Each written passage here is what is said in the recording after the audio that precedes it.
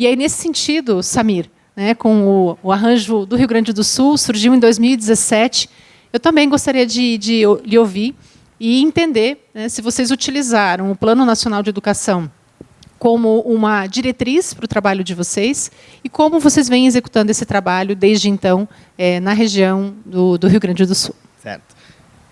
Muito obrigado, Elisiane. Muito obrigado por organizar esse momento de diálogo, né, para que a gente possa apresentar as nossas ações, colocar os nossos arranjos em destaque dentro daquilo que se desenvolve com tanta intensidade, e é muito importante esse lastro de informação para que a gente possa compartilhar as ações. Esse é um dos elementos da colaboração. Eu sou Samir Casagrande, sou professor de Humanidades do Ensino Superior e Regular, trabalho como assessor técnico em um consórcio, e deste trabalho e desta relação surge o vínculo, né, com o Arranjo do Desenvolvimento da Educação do Norte do Estado do Rio Grande do Sul, o único arranjo de desenvolvimento da educação do Estado.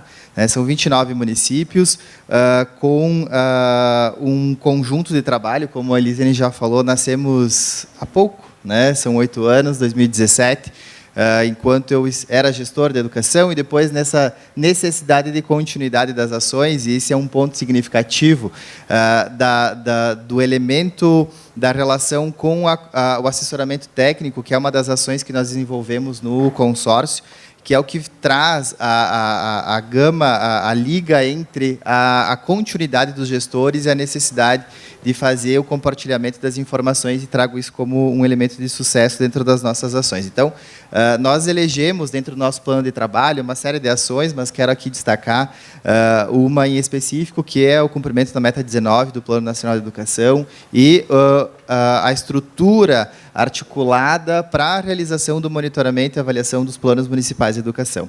Num formato muito próximo ao que a Gilmara nos traz, a gente criou um sistema de formulário próximo àquilo que se entende como ideal, e os municípios seguiam nessa estrutura. Junto com isso, trabalhamos intensamente na formação continuada dos fóruns municipais de educação, ou seja, tirando os planos decenais da gaveta, revisando, analisando, observando as metas, as estratégias que precisavam ser e precisam ser cumpridas, né? Tínhamos uma dificuldade muito significativa com o atendimento educacional em tempo integral, que foi um dos focos dos nossos temas de formação continuada, e que fez com que, né, basicamente, todos os municípios que compõem o ADE alcançassem, aí, se não os 25%, agora, né, atingindo um percentual muito próximo a isso, que no próximo ano, dentro de uma continuidade de oferta de educação em tempo integral, vão conseguir atingir com muita propriedade.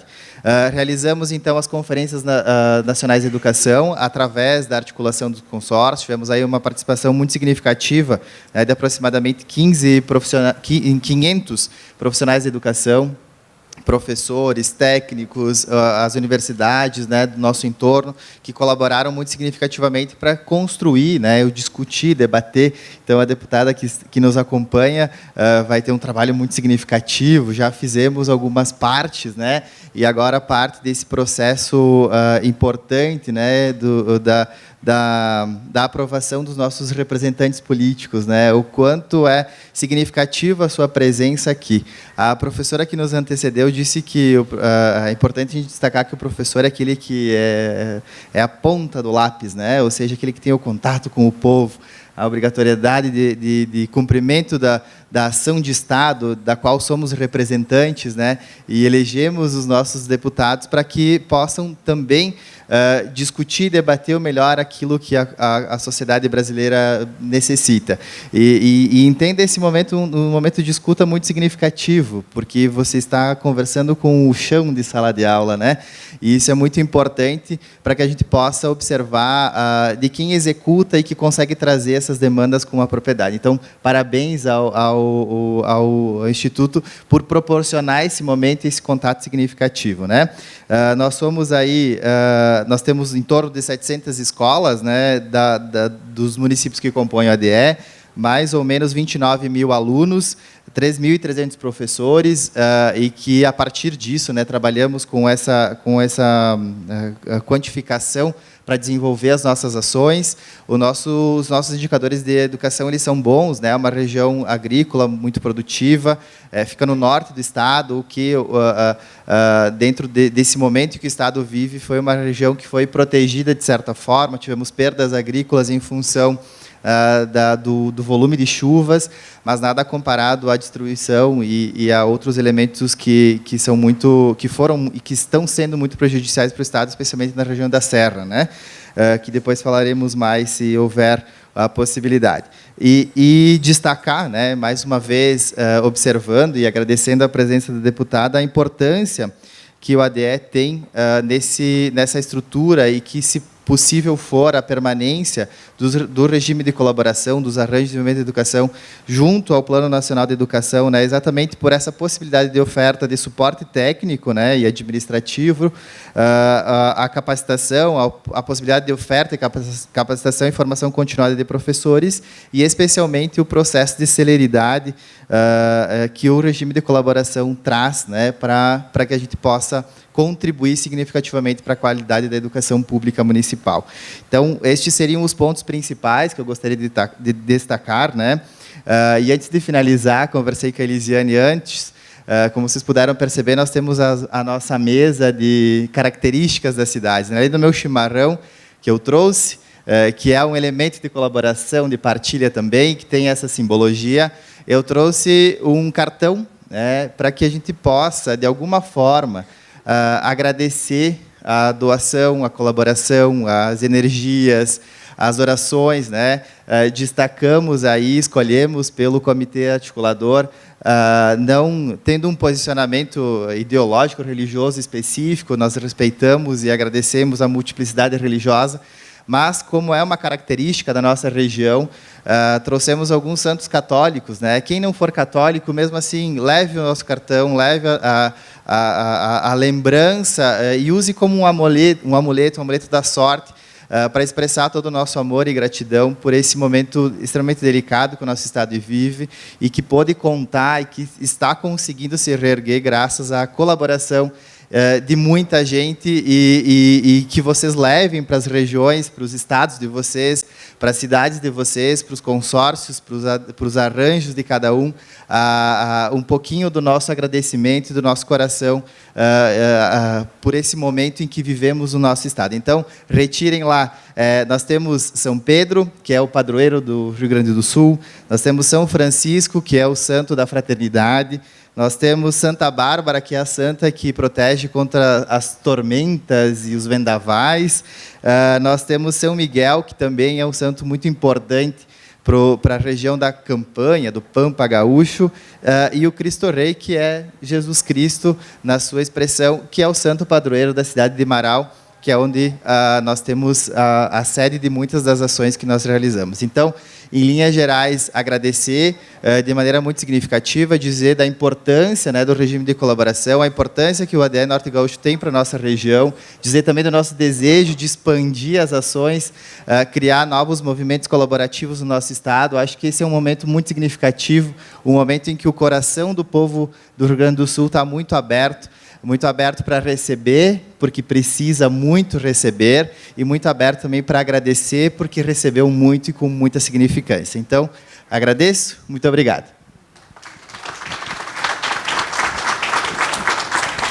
Muito obrigada, Samir. E a gente continua torcendo, né, pela população, pela pronta recuperação, né, dos espaços públicos, das residências, espaços particulares, né, do nosso querido Rio Grande do Sul, né. E eu reforço, né, nós temos lá o nosso espaço, para que vocês visitem o espaço, né, que demonstra ali as particularidades de cada um dos arranjos, né, eles prepararam isso carinhosamente para vocês. E aqui eu queria passar a palavra, então, para a Patrícia. Patrícia, a gente sabe que a Fundação Itaú é uma das instituições mais importantes do terceiro setor hoje no Brasil, que ajuda a pensar a educação, ajuda a provocar, ajuda a pensar políticas públicas, apoia os municípios diretamente. E vocês e as suas equipes têm muita experiência com municípios organizados em regime de colaboração ou que atuam de forma independente, né, sozinha. E vocês também são um dos grandes provocadores da criação da rede de colaboração intermunicipal.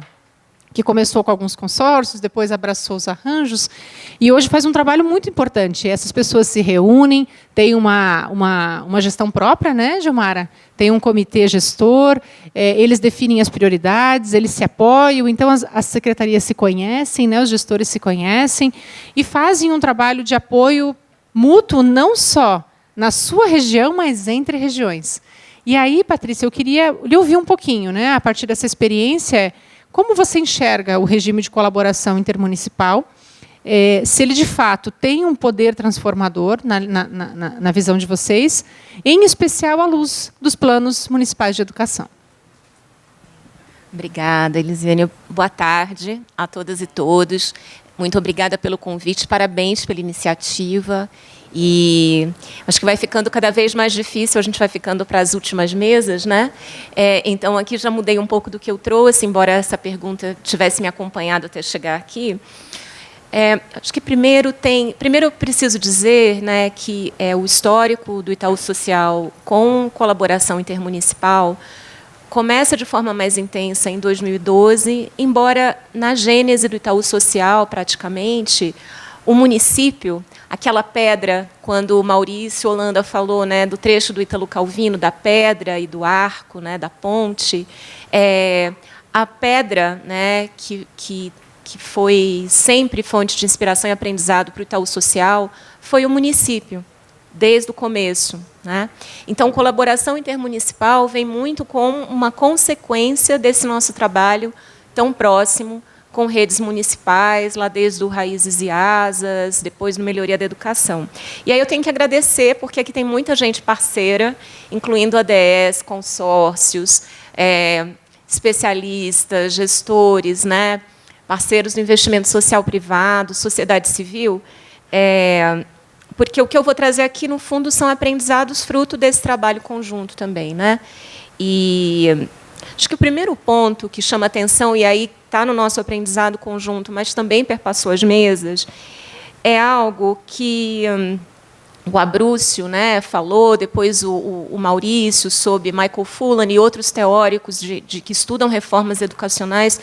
Um dos principais motivos de fracasso de reformas educacionais, às vezes com as melhores das intenções, é falta de mobilização, falta de sensibilização e engajamento, né? Ora, vocês, né, todos que estão ativos num processo de colaboração intermunicipal, produzem um conhecimento sobre como sensibilizar e sobre como mobilizar, que precisa, inclusive, ser aprendizado para muitas redes maiores, né, que não colaboram porque são grandes, mas que têm um grande desafio. E aí, quando eu penso capitais, quando eu penso redes estaduais, né, tem um grande desafio de pensar como engajar, né?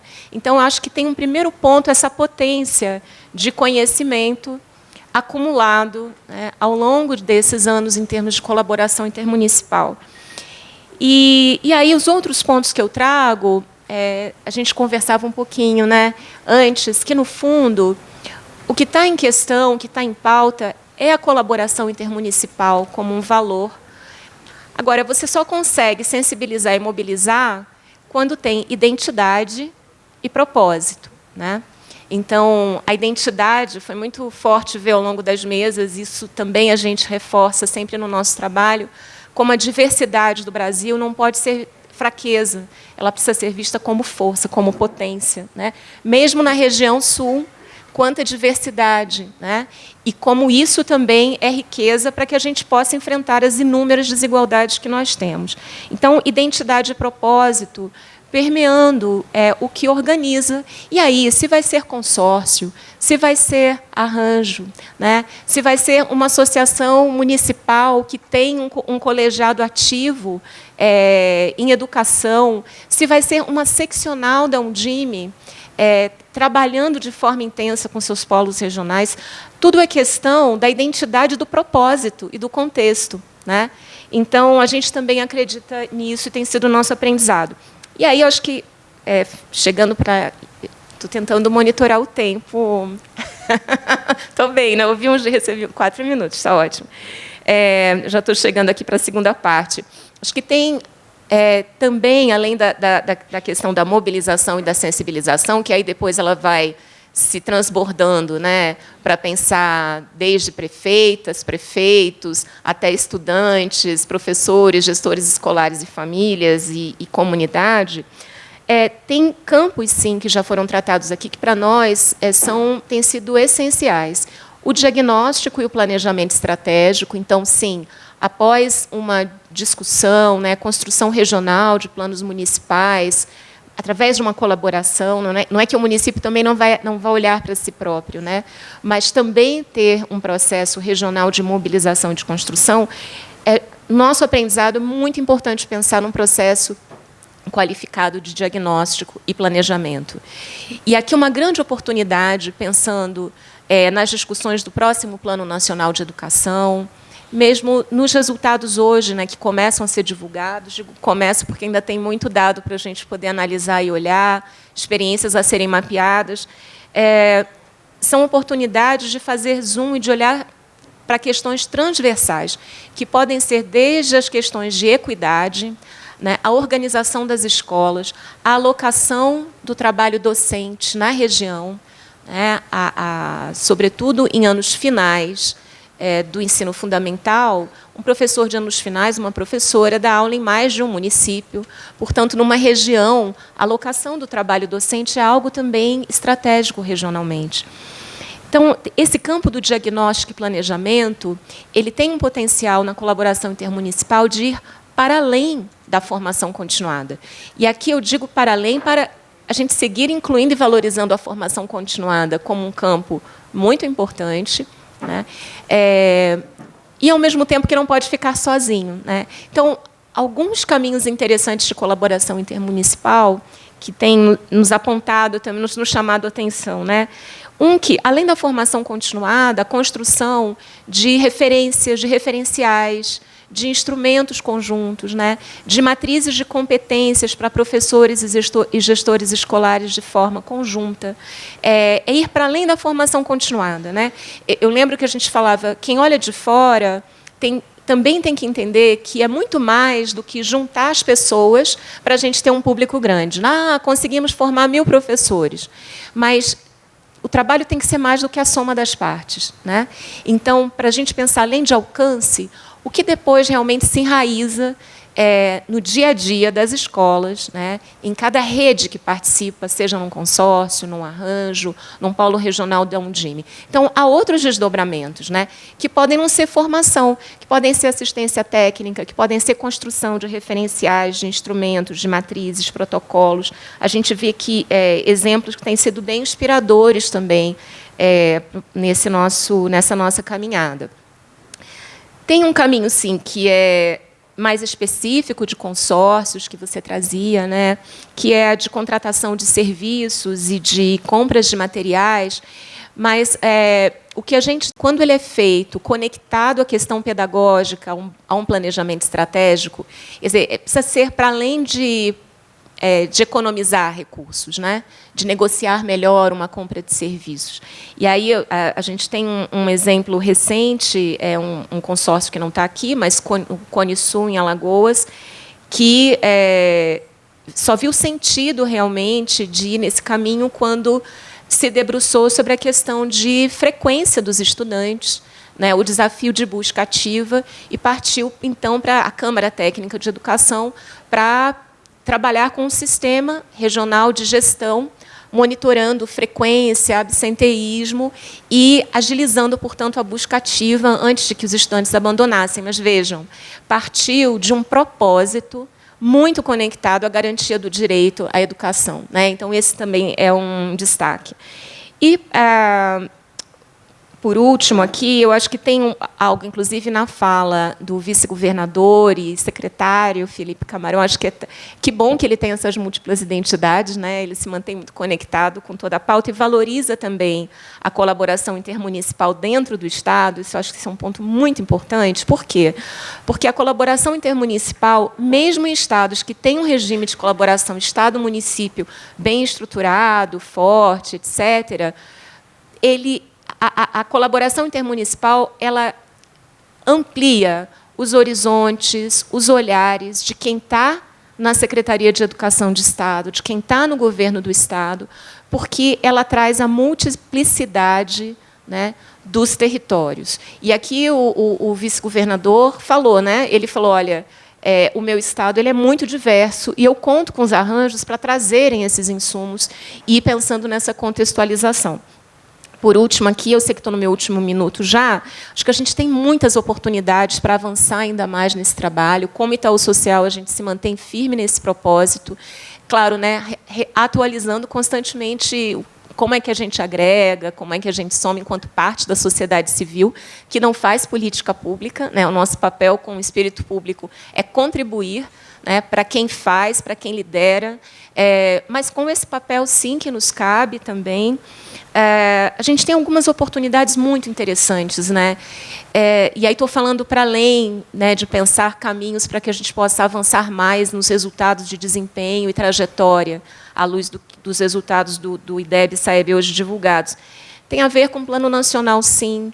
Tem a ver com, por exemplo, o fato de que o Conselho Nacional de Educação aprovou parâmetros nacionais de qualidade para a educação infantil com caráter normativo, né? Então, quando esses parâmetros forem assinados pelo ministro Camilo Santana, com caráter normativo, quem vai apoiar as redes municipais na qualidade da educação infantil ofertada? Tem muito estado que não tem nos seus quadros técnicos especialistas em educação infantil. A colaboração intermunicipal vai poder, inclusive, qualificar e apoiar os estados a entenderem melhor de educação infantil no seu esforço de apoio aos municípios. Vai ser fundamental. E vai ter município que está mais preparado do que outros e que, sim, terão um papel de liderança na medida em que os parâmetros se tornarem algo que é normativo, né, que é exigido, para além do acesso à qualidade da experiência das crianças. E nos anos finais do ensino fundamental, a mesma coisa. E eu já terminei aqui. Essa etapa que foi por tanto tempo esquecida, né, o 6º ao 9º ano, é uma bola dividida entre estados e municípios. A colaboração intermunicipal pode ter um papel fundamental, seja num estado onde está todo municipalizado, seja num estado onde está mais estadualizado, porque, no fundo, não importa, não tem evidência que mostra que é melhor estadualizar ou municipalizar, não há. A gente fez revisão, a gente estudou lá no Itaú Social, a gente trouxe esses insumos. A questão é como é que as redes se organizam. E aqui a colaboração intermunicipal no território traz um olhar para cada adolescente, para a transição do 5º para o 6º e do 9º para o ensino médio, que o órgão central, na capital, não consegue ter. E, muitas vezes, o órgão regional da rede estadual não dá conta. Então, de novo, a colaboração intermunicipal ela pode pautar, né, a partir da sua própria potência. E é nesse sentido que eu reafirmo aqui, agradeço demais a participação e reafirmo o nosso compromisso de seguir, né, junto com vocês, com todos nós aqui, numa trajetória que promete muito desdobramento interessante para próximos 10 anos que precisam ter a garantia do direito à educação com muito mais equidade e numa velocidade que toda criança, adolescente e jovem merece, tem direito aqui no país. Muito obrigada.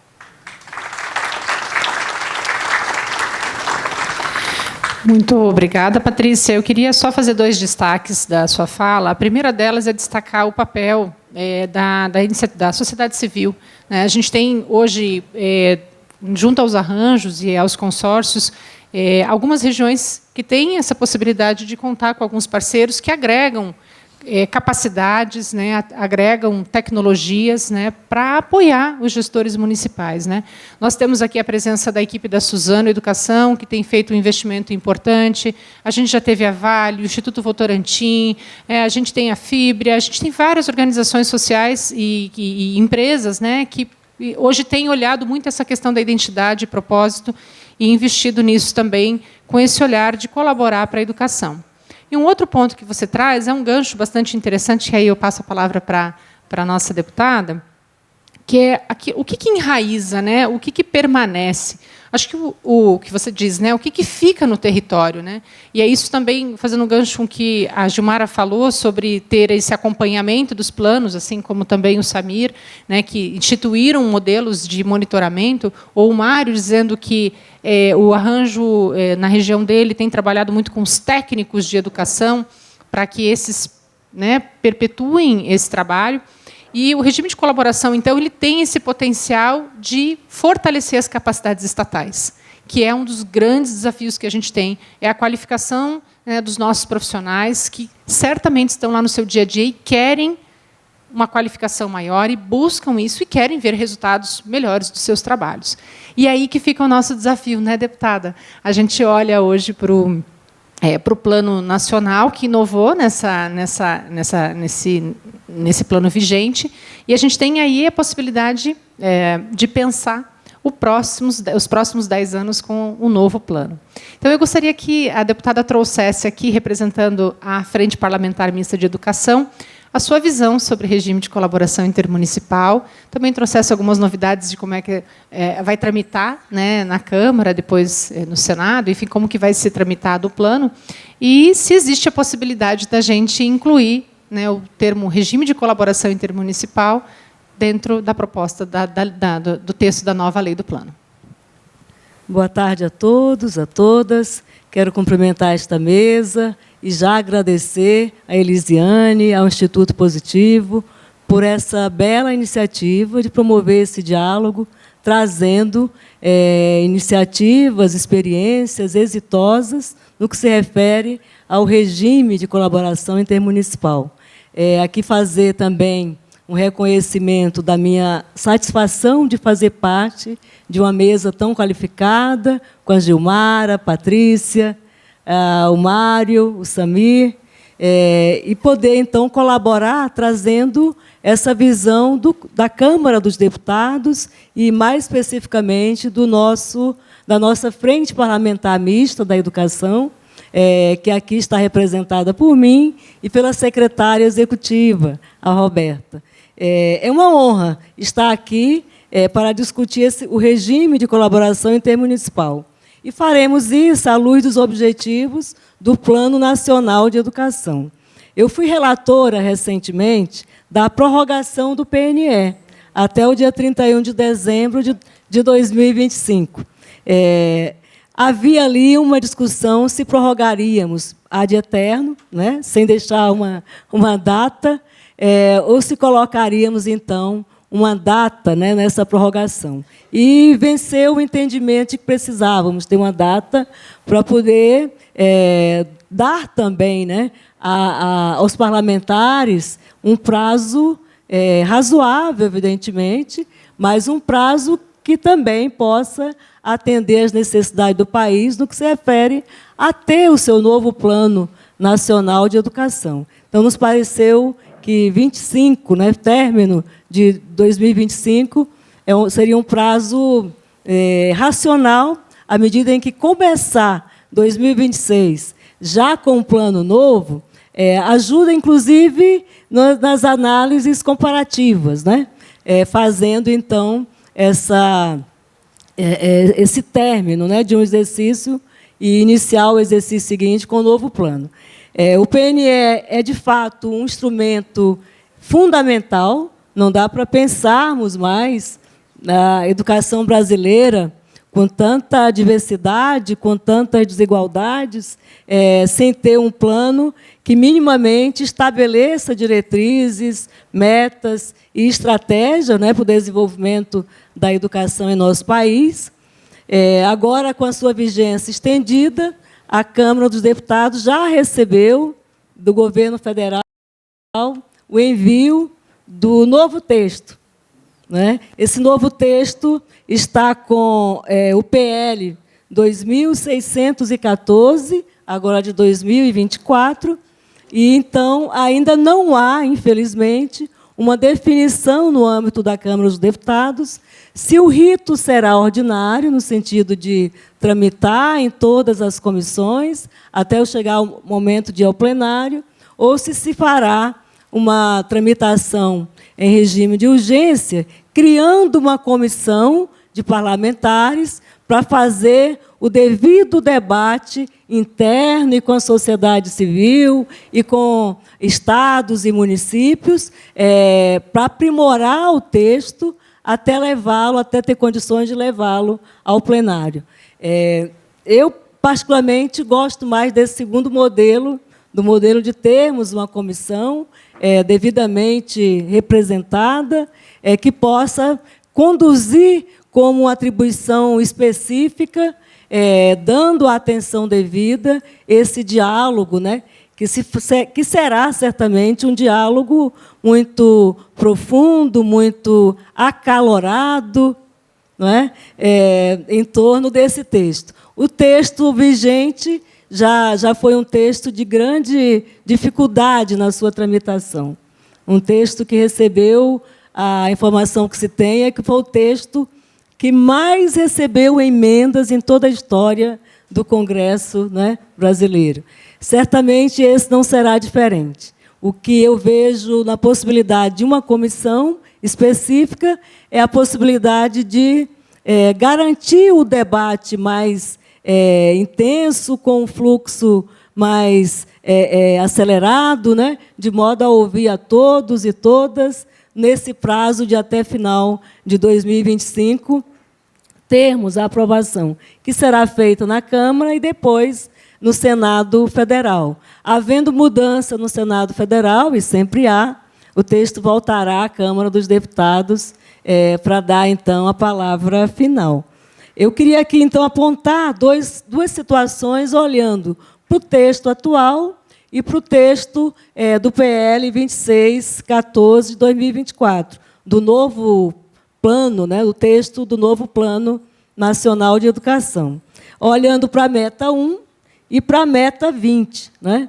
A meta 1, que nos coloca a questão da universalização da educação infantil, na pré-escola para criança de 4 a 5 anos. Essa meta foi originalmente estabelecida para garantir que todas as crianças de 4 a 5 anos estivessem na escola até 2016, com a expansão da educação infantil em creches. No entanto, apesar dos esforços, o que nós temos é que essa universalização não foi alcançada. Né? E isso diz respeito a uma atribuição que é específica de municípios, mas que também requer colaboração de estados, né? De forma suplementar também da União. Esse regime, né, não foi alcançado, e o regime de colaboração intermunicipal continua a ser crucial para permitir que os municípios cooperem na definição de metas de expansão de suas redes públicas de educação infantil.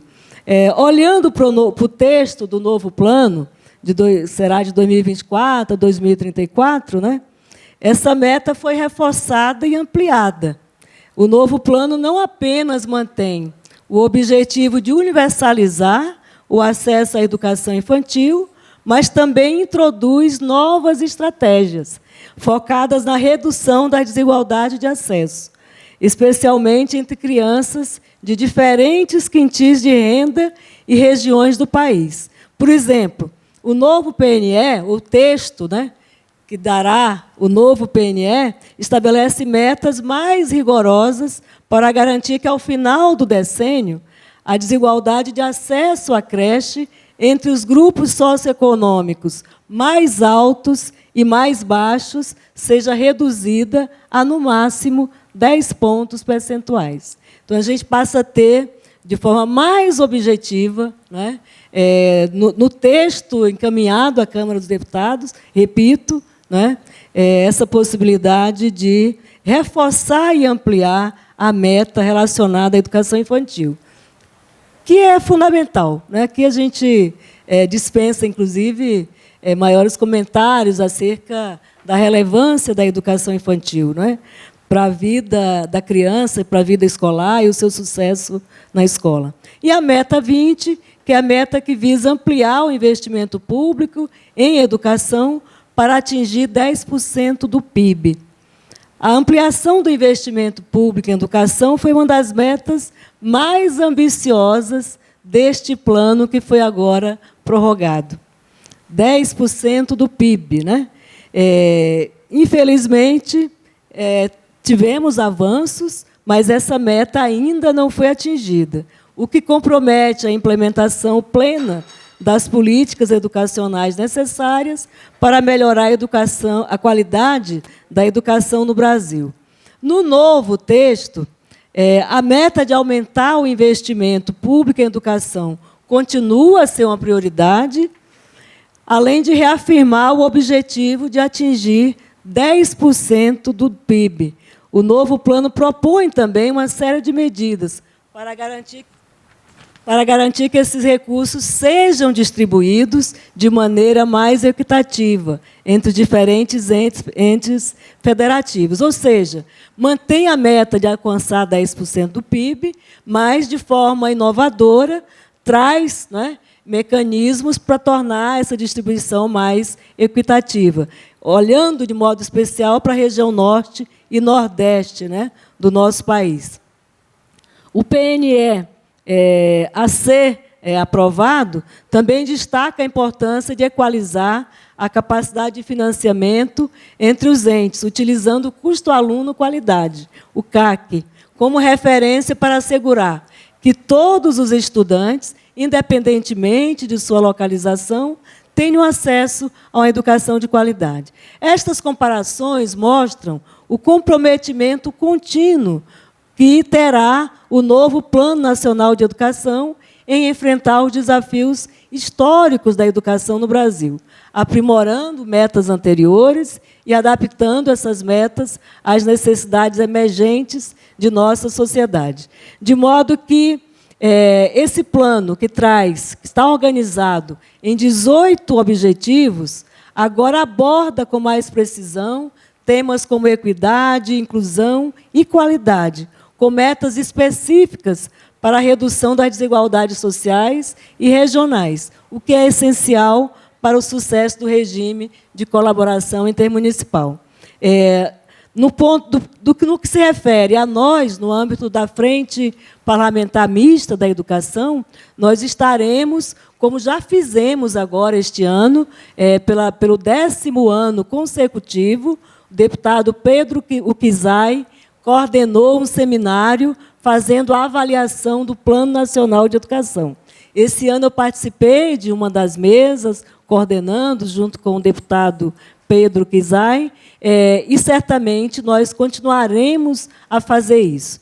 Ao mesmo tempo em que, de forma legítima, a comissão ou as comissões, se o rito for ordinário, farão o debate acerca do texto enviado pelo governo, nós também, da Frente Parlamentar Mista da Educação, seguiremos fazendo também debates, seminários, buscando apresentar sugestões e também fazendo defesa de manter aquilo que consideramos que precisa ser mantido e que não podemos aceitar retrocessos, né? Retrocessos, não. Avanços, sim. Muito obrigada. Muito obrigada, deputada Socorro Neri. E a gente gostaria de colocar aqui a Rede dos Arranjos à disposição, né? Eu acho que eu falo em nome aqui de todos vocês, para poder participar desses debates, né? E, de alguma forma, poder contribuir também com eles. Eu quero finalizar aqui essa mesa trazendo 2 destaques. O primeiro, reforçando a possibilidade que o regime de colaboração intermunicipal tem de fortalecer essas capacidades institucionais dos gestores públicos e das equipes técnicas, o que, de certa forma, a gente sabe que é uma inovação. E aí, por que eu digo que é uma inovação? Não o fortalecimento da capacidade técnica, mas ele ser incluído no texto da nova lei. Hoje, o texto que o Ministério da Educação, o governo federal, encaminhou para o Congresso, ele não cita o regime de colaboração intermunicipal de forma explícita. E é importante. Bom, olha, que bom, que bom. Vocês talvez não ouviram, mas ela disse vai citar, porque será uma emenda nossa, então a gente fica muito feliz. porque, efetivamente, a gente fala muito do regime de colaboração, ele inova nesse novo texto. O regime de colaboração está presente em vários momentos do texto, mas, muitas vezes, ao ler isso, ele não se torna tão explícito. E aqui, o meu segundo ponto, eu quero chamar a atenção para a presença de alguns órgãos que estão aqui, que são de controle, fiscalização e controle. Nós temos aqui o Paulo, né, do TCU, temos também o Rafael, do TCE, representando o TCE de Santa Catarina, a gente tem o senhor Humberto, da Tricom, e eles me relatavam isso, que quando pegaram o texto da lei passado, desculpa, passada não, do atual, né, isso trouxe a tranquilidade de fiscalização deles, né, foram a campo, o pessoal do TCU formou uma comissão, foi a campo, depois gerou um acórdão junto ao Ministério da Educação, mas o quanto isso trouxe de segurança jurídica aos secretários de educação e aos prefeitos organizados em regime de colaboração. Então, é importante por uma questão de qualidade e também é importante por uma questão de trazer tranquilidade aos gestores que têm feito hoje um belíssimo trabalho. Eu agradeço aqui aos participantes da mesa, né, e desejo a vocês aí uma boa continuidade do evento. Muito obrigada.